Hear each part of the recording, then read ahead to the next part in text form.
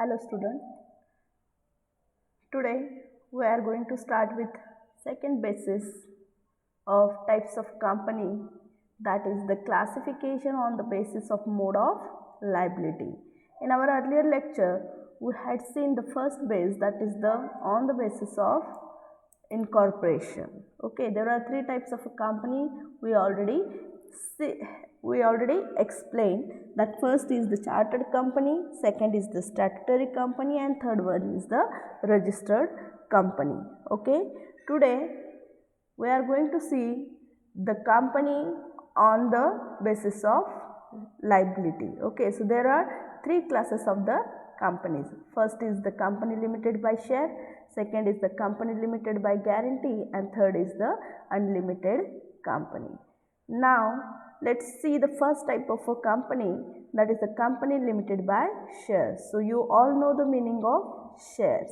Okay, so share is nothing but it is the smallest part of the share capital, that is called as the share. So what is the meaning of the company which is limited by the share, that we are going to see that these types of company having a share capital and the liability of each member or the company is limited by the memorandum to the extent of the face value of a share subscribed by him. Means when this type of a company is going to be started or incorporated, that company is having the share capital. Means the shares are issued and after the subscription the share capital is raised and this company is formed. Okay, so the liability of each member is what?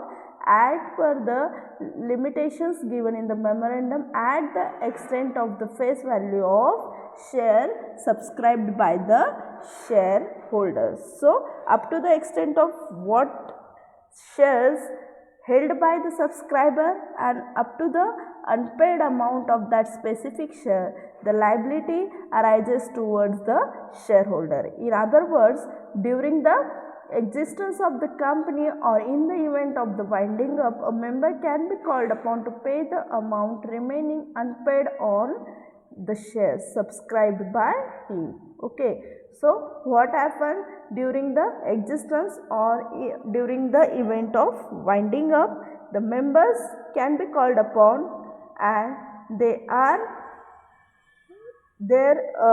is the duty of them to pay their amount which was remain unpaid on the shares subscribed by them. Such a company is called a company limited by shares. A company limited by shares may be a public company or private company. Okay, so company limited by share, it may be private or public, and up to the extent of a unpaid amount of a share, what are the liabilities arises, that is up to that extent every shareholder, whatever the number of shares held by him, he have to pay that amount, that remaining amount of shares towards the company. This is the most popular type of a company. Okay, then second type of a company, that is the company limited by guarantee. Okay, so this type of a company may or may not have the share capital, but each member promises to pay fixed sum of money specified in the memorandum in the event of liquidation of the company for payment of debts and liabilities of the company as per the section 13 subsection 3. Okay, so as per the section 13 subsection 3 of the Companies Act, this type of a company, it may be or may not be have a share capital, but each member there has been given the promises to pay the fixed sum of money which was specified in the memorandum in the event of liquidation of the company for paying the whatever the debts and the liability arises of company. To fulfill that debts and liabilities, every member have to give the sum of the money whatever he promises during the formation of this type of companies. This amount promised by him is called the guarantee. So whatever the amount he is fixed and promises to pay that sum of the money, that is called as the guarantee. The articles of association of the company state the number of members with which the company is to be registered as per the section 27 subsection 2. So, regarding formation of the company, there are the norms, rules and regulations given in the section 27 subsection 2, that there must be given that what are the numbers of the members to start this type of a company. Such company is called company limited by guarantee. Okay, and such companies depend for their existence on entrance and subscription fees. So, there is this type of a company, they totally depend on their existence and entrance and the subscription fees, because there may be or may not be share capital enclosed in this type of a company. That's why mostly they are depend on the subscription fees. They may or may not have a share capital. The liability of a member is limited to the extent of the guarantee and the face value of a share subscribed by them if the company has a share capital. Okay, so in the company limited by guarantee, if there is no share capital, so in this type of a company, the liability of members arises up to whatever the promise or the guarantee taken by him. But in case of if company is having share capital, whatever the shares held by the member up to that unpaid amount, extent of the unpaid amount, the liability arises of the members. Okay, if it has share capital, it may be a public company or private company. The amount of guarantee of each member is in the nature of reserve capital. Okay, so whatever the guarantee given by the member, that is going to be kept in the company as a reserve capital, and this amount cannot be called upon except in the event of winding up of a company. Okay, so this reserve capital cannot be called upon prior to winding up of a company. That is going to be utilized and used only when the event of winding up is comes. The non-trading or non-profit companies formed to promote the culture, arts, science, religion, commerce, charities, sport, etc.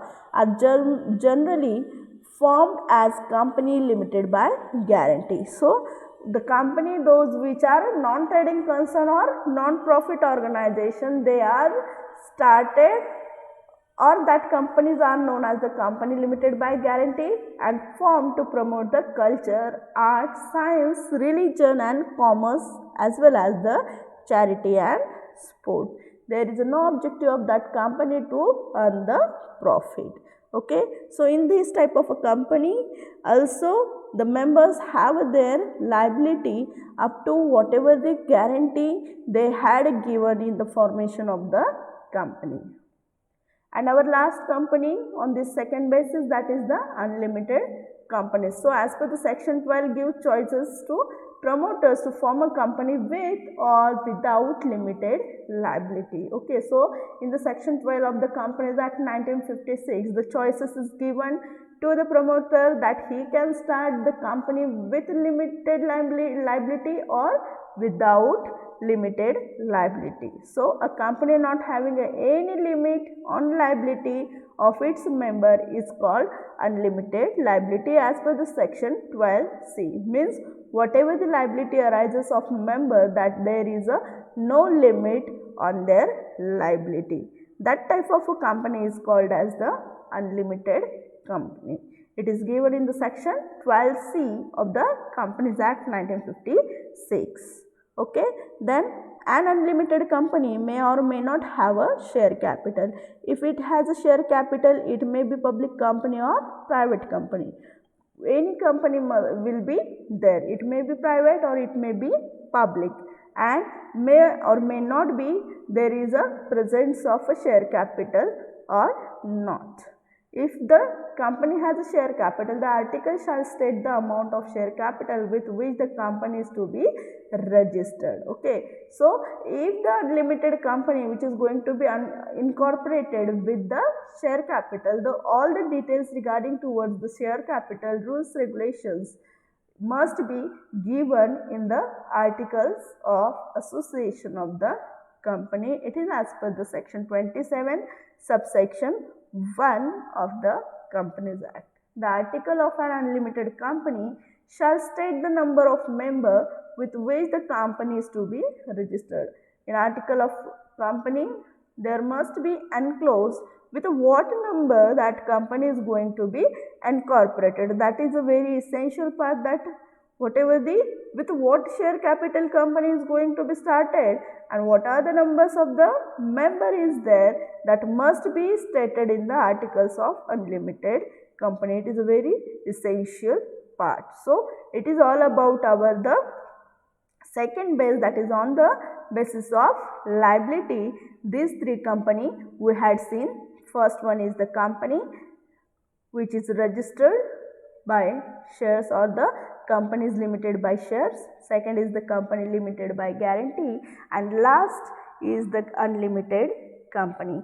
I hope all the terms and all the types of the company on the basis of the liability, all of you, it must be clear. Okay. So for today's lecture, this is all. We are going to wind up here. Thank you very much.